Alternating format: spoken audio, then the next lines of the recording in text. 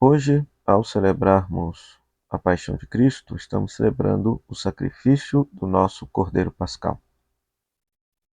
Seja pelo sacrifício de Cristo, Cordeiro de Deus que tira o pecado do mundo, um novo êxodo é inaugurado, a nossa passagem deste mundo para a eternidade, porque ele nos abriu as portas para a terra prometida do céu, mediante a sua paixão e ressurreição.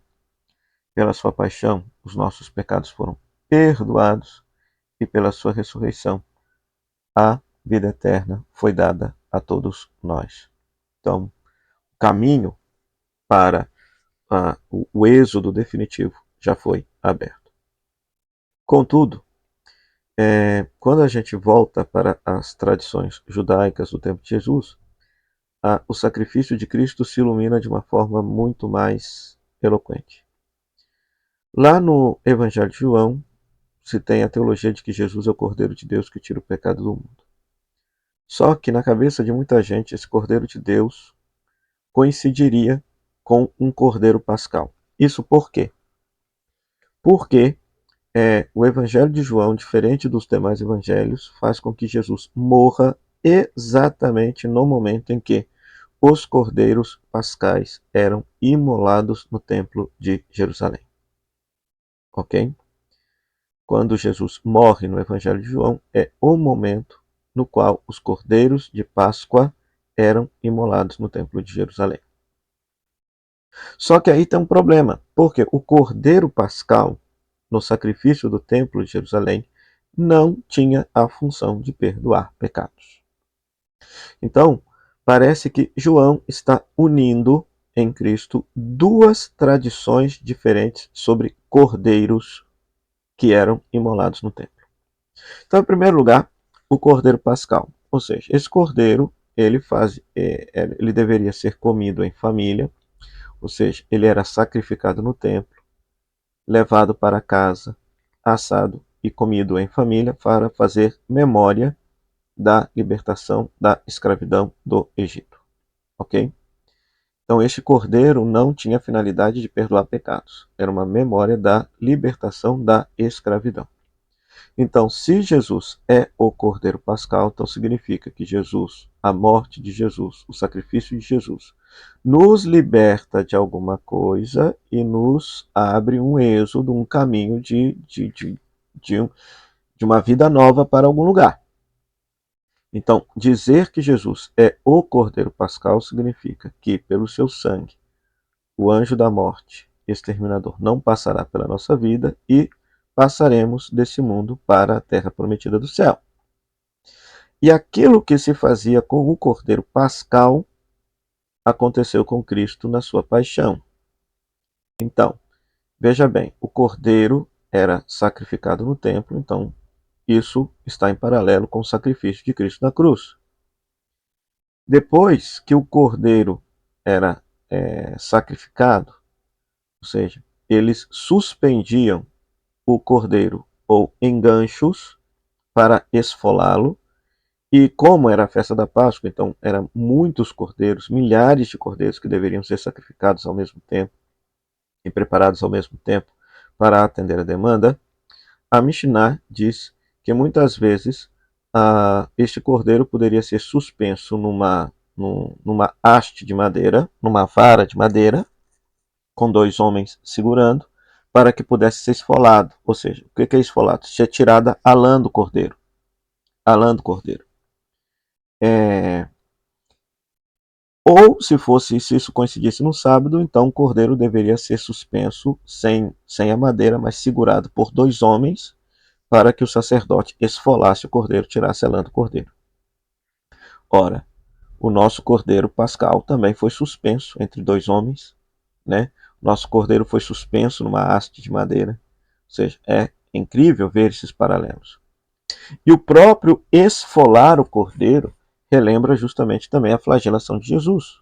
Ou seja, o castigo da flagelação de ter recebido 40 chibatadas menos uma, ou seja, retirando praticamente toda a pele do corpo de Jesus, deixando em carne absolutamente viva. Ou seja, Jesus também foi esfolado, teve a sua pele arrancada pela flagelação. Né? E, além disso, se faz coincidir que ele é o Cordeiro de Deus, porque morre o Cordeiro Pascal, porque morre no momento em que o Cordeiro era degolado, o Cordeiro era sacrificado no templo. Flávio José conta que, numa ocasião, numa festa da Páscoa, mais de 250 mil cordeiros pascais foram imolados no templo. Os sacerdotes ficavam com sangue no templo de Jerusalém, às vezes até na altura do calcanhar, né? Ou seja, é uma coisa muito nojenta, muito horrenda. Quando se sacrificava o cordeiro, ou seja, se pegava o sangue do cordeiro e subia-se lá no altar, então esta peça dourada que vocês estão vendo lá atrás é um altar que ficava no templo, um altar de bronze que ficava no templo de Jerusalém.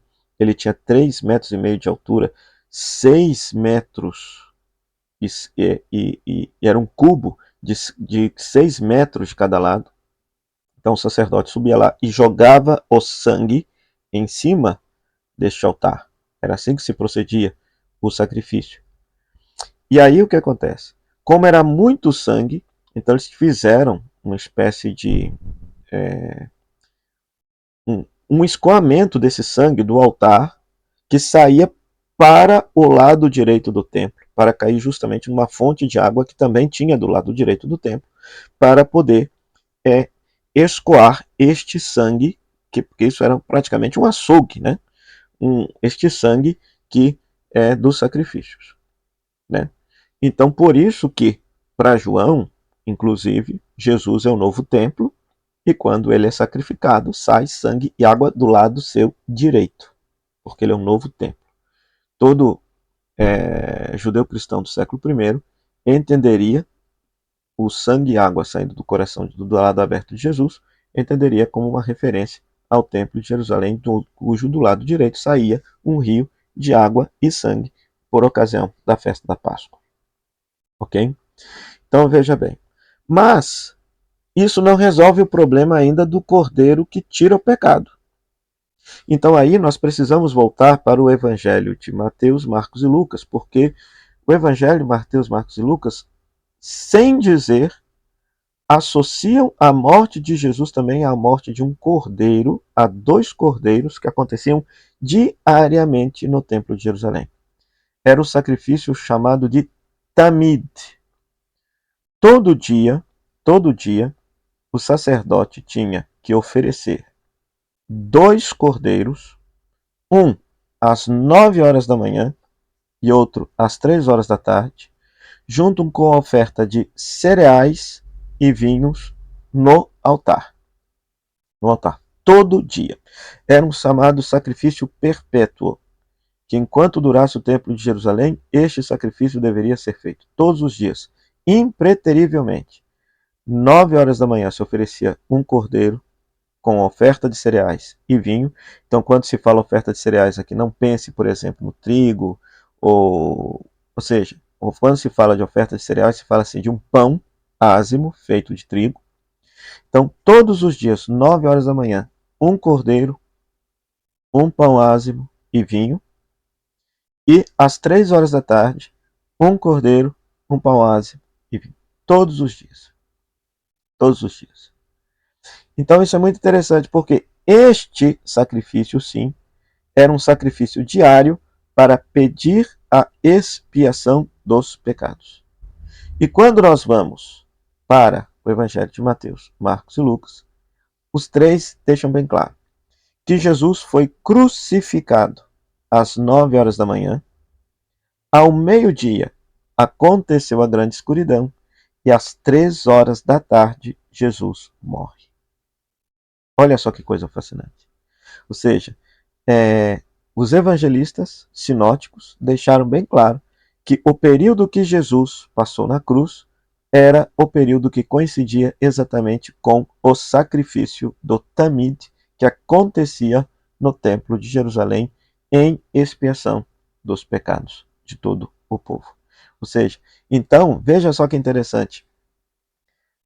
João associou no Cordeiro de Deus que tira o pecado do mundo 2 cordeiros. Primeiro, o cordeiro do Tamid, do sacrifício diário do templo. Mas, ao mesmo tempo, João entende que Jesus é o Cordeiro Pascal, fazendo Jesus morrer na hora em que os Cordeiros Pascais estão sendo sacrificados no templo de Jerusalém. Então demos graças a Deus, porque nós podemos estar em paz com Deus. Nós entendemos que Cristo voluntariamente entrega a sua vida à morte para nos libertar da morte, perdoar o nosso pecado e nos abrir as portas do céu. O grande amor que Cristo tem por cada um de nós fez com que ele enfrentasse a dureza deste terrível sacrifício. Então, que o nosso coração possa encher-se de gratidão e de amor por Jesus, que nos amou, deu a sua vida por cada um de nós e cuja vida justa e santa aplacou os nossos pecados, perdoou os nossos pecados e expiou todos os nossos pecados. A partir do sacrifício de Cristo, sintamos paz com Deus e possamos corresponder a esse sacrifício por uma vida santa, uma vida de amor, uma vida semelhante à vida de Jesus.